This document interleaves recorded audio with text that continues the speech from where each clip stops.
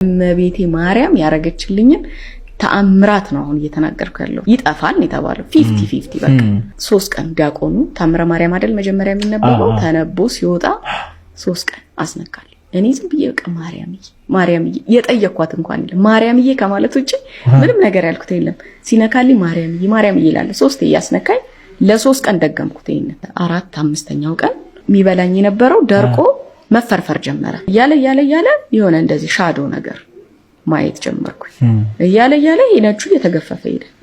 ከዛ በኋላ ያው ኖርማል ሆነ። በቃ እንዲህ በሂደት እያለ ጠፋ። የሚያመኝ ነገር የነበረው ምናምን አሁን አይኔን አክኪው እንኳን አላቀ እና ይሄን ታምራት አሁን እኔ ባወራው ስለቀመስኩት ስለተደረገልኝ ነው። ምንም እዚህ ጋር መጥቶ ይሄን የሚያናግረን ምን አሉ ሊቀሊቃው ተሞር አላምረው እባብ እኔ በጣም ነው ፈራው። ሰው ሁሉ ይፈራል ግን አመጣ ሲባል የሚገልሽ እኮ የሚገለው እባብ እኮ 3% አይሆንም ከመቶ ዓለም ላይ ካሉት ነው። እባብ ምን ፈራው ሰይጣን እባብን ተጠቅሞ የሰው ልጅን ከእግዚአብሔር ጋር ስላጣላ ዲኤንኤያችን ውስጥ አለ። ሰው እንፈራለን።